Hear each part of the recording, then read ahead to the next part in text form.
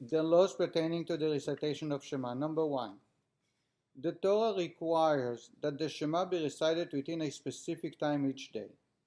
The beginning of the time to recite the Shema is the same as the earliest time one may put on tefillin, when it is sufficiently light to enable one to recognize a colleague at a short distance, as explained above in chapter 10, law 2. So there is a commandment to recite the Shema in the morning, and there is a specific time. The earliest is when sunrise, a little bit after sunrise actually, when you stand at the distance outside and you're able to recognize a colleague, a friend that is not very close to you. The time for its recitation extends until the passage of 1/4 of the day. Sunrise or Alot HaShachar? Isn't sunrise Alot HaShachar? I thought that sunrise is Alot HaShachar. Zricha is sunrise. Alot HaShachar is a little bit before. Okay. Yeah. So, I'm not sure. I think 18 minutes earlier, something like that. 11 minutes earlier. like it's more dawn. I think it's called dawn. it's much dawn? Yeah. Okay, from dawn. A little bit after. Some say you have to be able to see the techelis in the tefillin. Or to tzitzis. recognize, do you have tchelis in your tzitzis? No, Okay, me neither. So therefore, we're in trouble. I thought it was 4 hours away that you're supposed to be able to see something. that's what he's talking. To recognize a colleague, to recognize who he is outside. It's a little bit difficult in our day and time because there's so much street lights. If I stand over here, even if there is no lights, from even 50 feet, I can recognize a person just by the height, etc.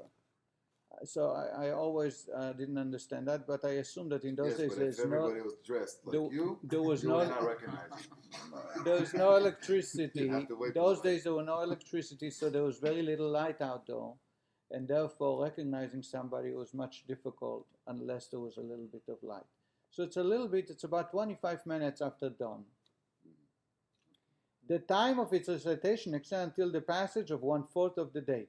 The fourth of the day is not a quarter of 12 hours, but a quarter of the day depending on sunrise and dawn till sunset.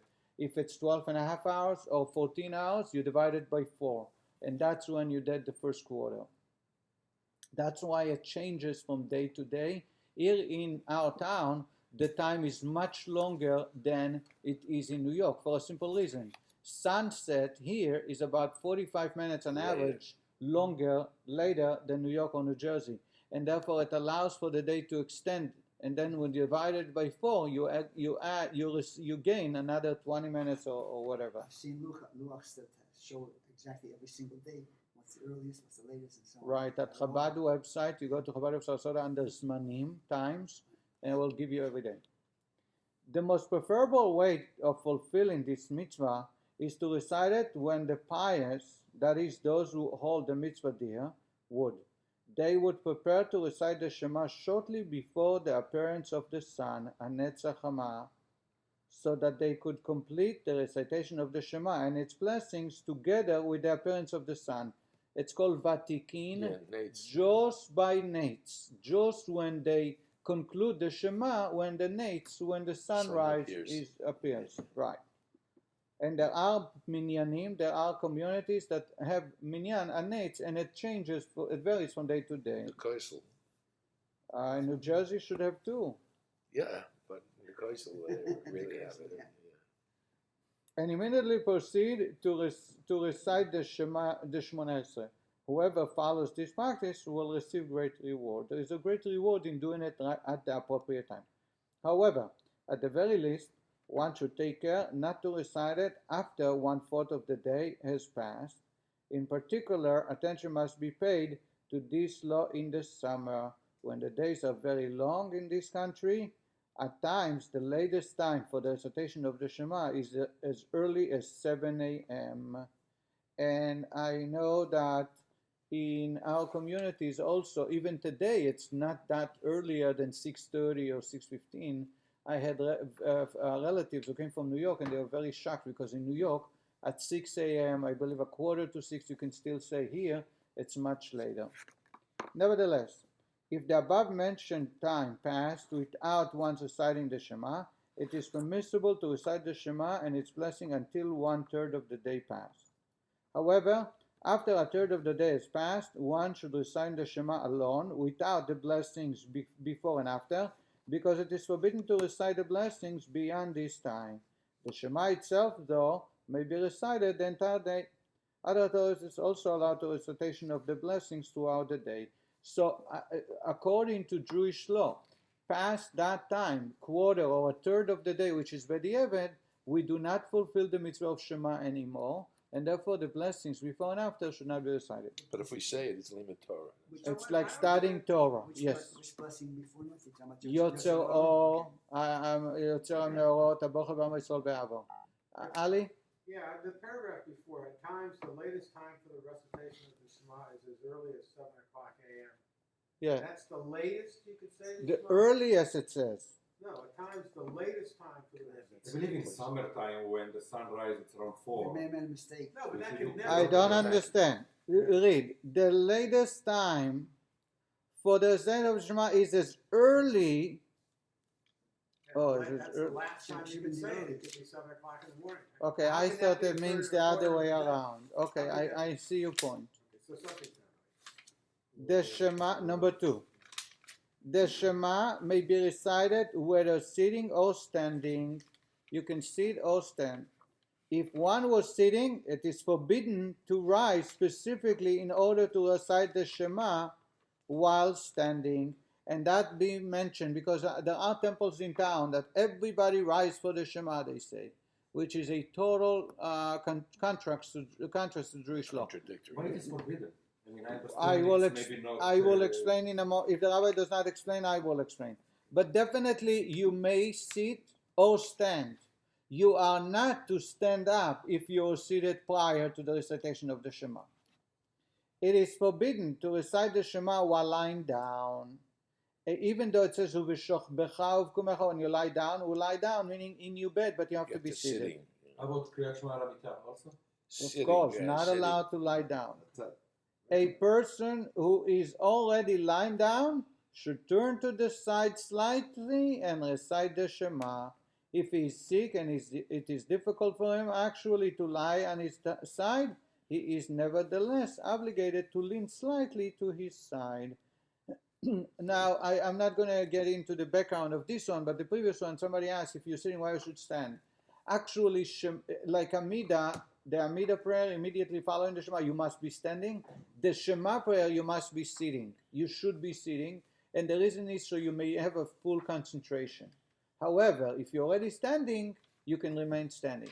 Therefore, if you were already sitting, to stand up just for the Shema is a contradiction to the law.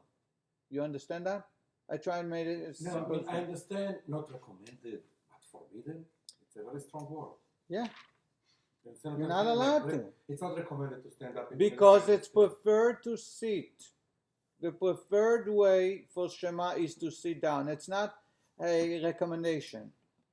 This is the proper way. However, if someone who's standing, he likes to Okay, stand, if you're already standing. then you can stay standing. But to stand up just for the Shema is against Jewish law. So why is the person who's lying down to turn to the side, why doesn't he just get up and? He cannot. He's sick. He's sick. He's speaking of someone who cannot. Yes. Number 3. Before reciting the Shema, one should have the intention of fulfilling the mitzvah of reciting the Shema. There is a mitzvah to recite the Shema, so that's why we say the Shema, which were commanded by the Holy One, blessed be He. When one recites Shema Israel, one should concentrate on the meaning here, that is, comprehend, not listen with your ears. Here meanings understand, Israel, that God is our Lord, and He is the one God, single and unified in the heavens and the earth. That's what Shema Israel means, and we must have the concentration, otherwise we did not fulfill this mitzvah of reciting Shema. A person should prolong his pronunciation of the ches of Echad, in order to pronounce God as king in the heavens and on earth and the earth. One should also prolong the pronunciation of the Dalet slightly, in order to allow one to meditate on how God is one in His world and the ruler within all four directions of the world. Echad, if you go to a synagogue of Hasidim, sometimes they shout that word. Dalet, the last letter, represents four corners of the universe. However, one should not prolong the word any longer than that. Also, one should take care that in prolonging the pronunciation, one does not mispronounce the word echad. In other words, sometimes people who concentrate on one letter, it comes out very funny, or the word is not said properly. Indeed, we find many of the common people mispronouncing the word. Some say echad, and others echada, and those both ways are inappropriate. It would be preferable for them not to prolong the pronunciation of the term rather than to pronounce it as they do. Self-understood, correct? Yes. It is customary to recite the verse Shema Israel in a loud voice to arouse one's concentration. We say Shema together, so we concentrate on what we say. A person should cover his eyes with his right hand when reciting the verse Shema Israel and Baruch Shem. Why do we cover our eyes? People constantly ask me, and the answer is so that we do not get distracted by anything else. We should concentrate. After the I thought it was because of the time that Har Sinai closed their eyes a bit because they were afraid to see the Shekhinah or something. So that had a connection. Okay, everything's possible, but that's what I was told. After the Shema, one should pause momentarily and recite Baruch Shem Kvod Malchuto Leolam Va'ed, except on Yom Kippur. This verse is recited silently.